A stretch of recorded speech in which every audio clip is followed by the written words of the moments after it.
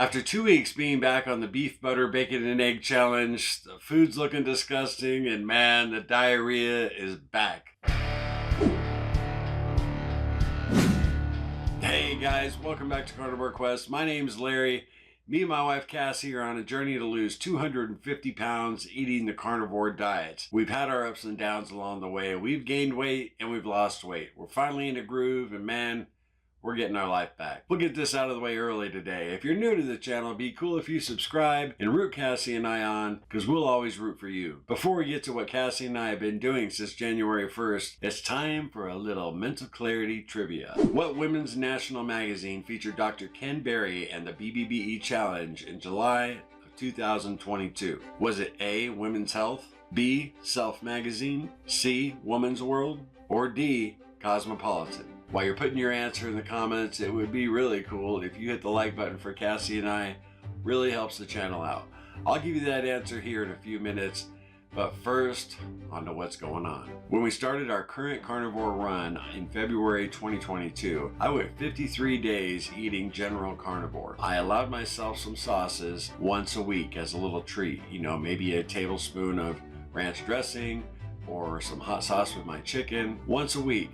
And I featured that in my How to Lose 50 Pounds in 60 Days video. Montreal steak seasoning. This stuff's killer on a steak. I basically put it on every steak I ate. So on my first run, I used all of these sauces and seasonings quite a bit. And I know a lot of you do too, and that is totally cool. I still lost weight. I was feeling better. We had a few subscribers at the time like, Larry, you should cut out those sauces. And I just didn't get it. They never really gave me a why. They just told me not to do it. And I was like, well, you know, this has 1 carb in it, you know, for 2 tablespoons. This is all right. All these basically have 1 carb. Even the no sugar ketchup has 1 carb. So my thinking was, well, when I was on keto, you know, as long as I was under 20 carbs a day, I was fine. I'm on the carnivore diet. I'm not getting any sneaky carbs from vegetables. So if I just keep my carbs to 4 or 5 a day, plus a little heavy cream, I'll be all right. And that's totally cool. Like I said, I was making progress. It just wasn't the progress that I wanted. And I eventually ended up falling, cheating, gaining all my weight back. You know the rest of the story.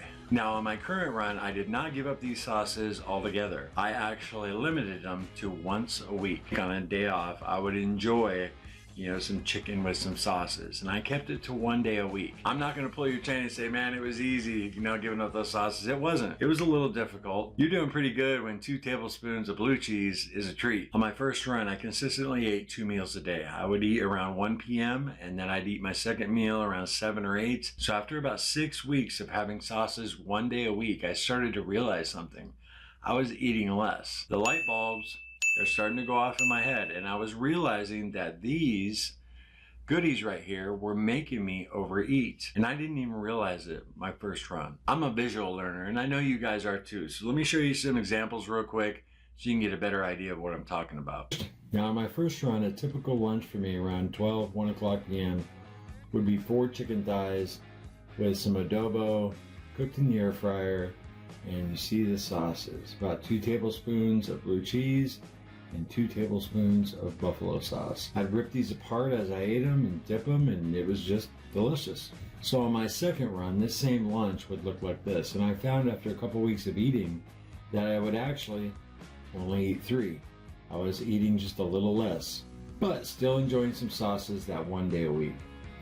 Let me show y'all one more example. So here's another example of how I was eating on my first run. This would be a typical meal, whether it was lunch or dinner. Because again, I was eating 2 meals at the time. But you notice the mayo, I love it. Ketchup, and then we got cheese on all the burgers. Always had cheese on it, always had all these extra flavors. My tongue loved it, my mouth loved it, and I could finish all of that. That's a lot of food. Now the first 60 days of my current run, this is my typical lunch when I started. These are some big burger patties. There's like over a pound of meat here after being cooked. And you know, the first 2 or 3 weeks, I was still eating 2 meals a day. But I found I could not finish all this food without the sauces and the cheese. I just couldn't get all the food down without all those extra flavors tantalizing my tongue. The steak seasoning, the ketchup, the mayonnaise. You guys get the idea. I was starting to realize that those sauces were making me overeat.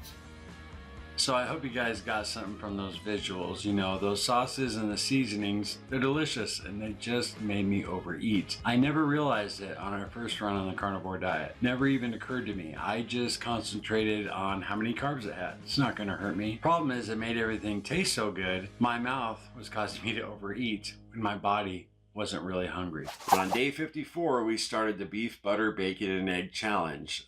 Initially just to go 30 days, and I ended up going 225 days. And what an education I got about my food addiction and real hunger. Longtime viewers will remember 2 weeks into the bbbe challenge, Cassie and I hit what we dubbed the bbbe wall of doom. And I highlighted it on our mind-blowing results video. And I'm so glad I picked up the camera and got that footage, because after I pushed through the wall of doom, it never happened again in that entire 225 days. What's the wall of doom? The wall of doom is basically food aversion. It's where, you know, you've eaten nothing but beef, butter, bacon, and eggs for 2 weeks and just you get sick of the food. It's no longer appetizing, makes you nauseous even thinking about it. Once you push through it though, it disappeared for both Cassie and I. At the end of those 225 days, I really realized what the biggest benefit was from the bbbe challenge, and that was hacking your cravings. My cravings were down to nothing, and actually I wasn't craving chicken anymore, cheese, fish, other things that are on the carnivore diet. I just didn't have a craving for them anymore. But with the holidays coming up, Cassie and I decided we were going to loosen the reins a little bit. So I was going to be stopping the bbbe challenge. So I did a video where I sat down with a bunch of food that I hadn't had before. If you haven't seen that video before, I'll stick it up here. It's a pretty interesting experiment. You know, I had pork rinds, chicken, different sauces like ranch dressing, cheese, stuff I hadn't had in months. And it was pretty eye-opening how different everything tasted. I have not had any of this in 225 days. When I started the carnivore diet on February 15th of this year, I was pretty much incorporating everything you see here. I'm not gonna list all this off, there's a ton of it here, but you know, you'll see it as we go along. For those of you who don't know, the bbbe challenge is beef, butter, bacon, eggs, and salt. That's it, so that's all I've had for almost 8 months. And so this piece of chicken right here, it's been a long time, and I'm really interested to see how all this stuff tastes, especially the sauces, because I haven't used any of it. But when I did use them this time around on carnivore, I did use them sparingly. Once a week until I started the bbbe challenge, and I cut everything out, salt only. I made the decision just to leave that stuff out of my diet, but I did a 7-day cheese experiment where I had 1 ounce of cheese once a day for 7 days. And I gained like 5 pounds. I could feel like, you know, a little bit of the aches and pains coming back, which told me that cheese was a little inflammatory for me. I still love it though.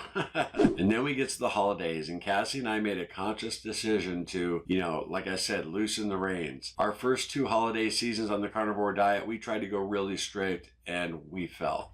Just look at this right here. This is right before the holidays on our first run of the carnivore diet. And after the holidays, look how much weight I gained.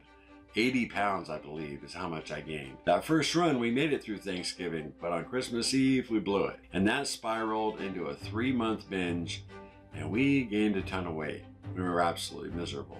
I'm sure I know a lot of you can relate to that. You have a ton of progress, you're doing awesome, you blow it, and it just spirals out of control, and it's not an easy thing to deal with, especially when you're on YouTube. You know, it was hard coming back after that. But we did, and with all of your help, we plugged through, and man, you know, we've been feeling great. So that's why Cassie and I, these past holidays, loosened up the reins a little bit. Like I said, we had things like Kelly Hogan's Oopsie Cake, which is absolutely delicious. It's made primarily of heavy whipping cream. We had cloud bread biscuits, carnivore gravy, and Cassie also served a nice charcuterie board, which, you know, had some exotic meats on it. I remember some of them being spicy. They were delicious. She could tell you what the name was. I even had some blue cheese stuffed green olives. You know, the giant ones, I absolutely love those. And on Christmas, I probably had 30 of those suckers. You know, I mean, gosh, you had some olives. You know, the worst you do is that. You know, we were very happy. During that time, we had our 6-week holiday weight loss challenge, and Cassie didn't lose or gain. She was right where she was at the end of the 6 weeks. I gained 3 pounds. And I was over the moon happy, let me tell you, because 3 pounds compared to 80, I'll take it all day long. All that being said, let's get to the present. Starting January 1st, then Cassie and I decided to go back to strict bbbe starting January 1st for World Carnivore Month. We weren't sure if we were going to hit the wall of doom again, but we did. A few days ago, actually. Again, just like before, everything that's allowed on the challenge does not look appetizing. It looks disgusting.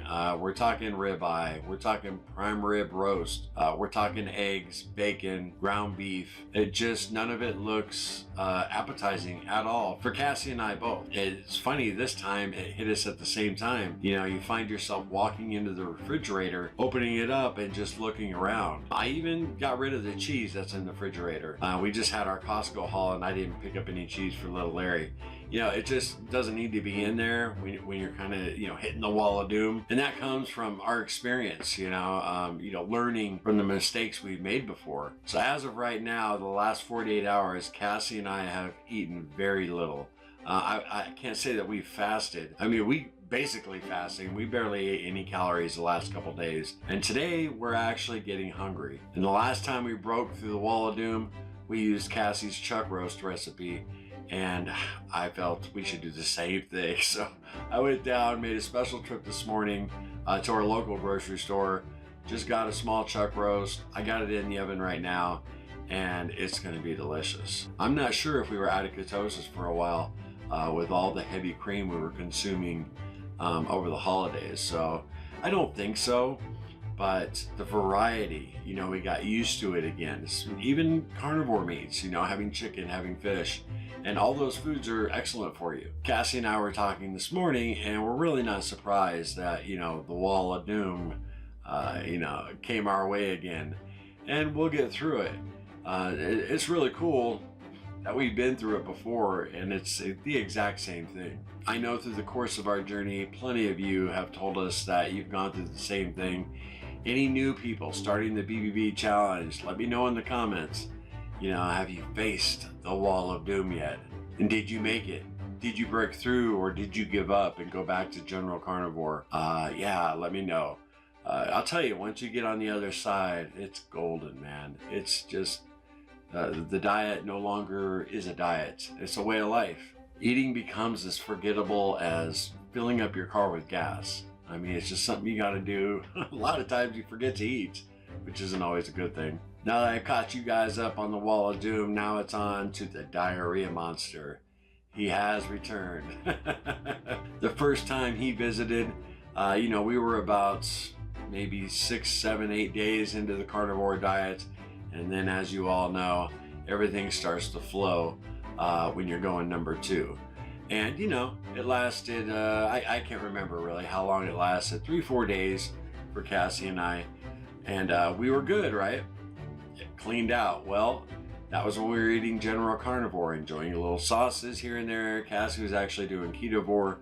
Then we started the bbbe challenge, like I said earlier, on day 53, and the diarrhea monster returned. You know, we started carnivore from the standard American crap diet, and, you know, we got our system cleaned out. But once we started the beef, butter, bacon, and egg challenge, we realized that we hadn't cleaned out completely. After about 5 days of being on the challenge, the monster returned, and we had another clean out. And that was it for, you know, 6, 7 months, until maybe 3 or 4 days ago, and he returned again. We're pretty confident that this was due to, you know, all the stuff we were consuming all over the holidays. It was time for a flush. We were surprised at first, but then when we thought about it, it makes sense. So the monster attacked. We put up with it for 3 or 4 days, and then the wall of doom came, and we're almost to that now. Like I said, I got that chuck roast. I can't wait. Well, I wanted to catch you guys up on what's going on in real time here. But hey, I did get on the scale today, and I'm 270 pounds, which is a 7-pound weight loss since the end of our holiday weight loss challenge. So the wall of doom and the diarrhea monster aside, I'm feeling pretty good about that. We had not planned at all to do any fasting, but in February, we are going to really do some extended fasting. That's a strategy I know works. We implemented it early in our journey, fasting once a week for 48 or 72 hours. And then loading up on, you know, good fats and protein the other 4 or 5 days. So I'm looking forward to that. You know, it'll be 1 year, February 15th, we're on the carnivore diet. I would love to get to 100-pound weight loss by then. I'm really gonna try. I'm even thinking about doing like a really long fast, longer than 5 days, we'll see. 5 days is the longest I've done. Long time viewers remember when I did that. You know, I appreciate y'all stopping in, checking in on us. Before I let you go, I'll give you the answer to that Dr. Ken Berry trivia question. The magazine that featured Dr. Ken Berry on the cover of their July 2022 issue was Women's World magazine. And I'm glad they did. Get the word out about the proper human diet. Cassie and I were thrilled for Dr. Berry when we heard that news. You know, he's helped so many people, including us, thousands and thousands of people. So it was good to see him get that recognition. Has Dr. Berry changed your life? Because he's done a lot to change ours. You know, we just had to open our ears and listen and, you know, give the things he says a try. So far, so good. That's all I got for today, guys. Those of you who have stuck around to the end, you guys rock. Remember, no sugar, no carbs, no cheating. Later.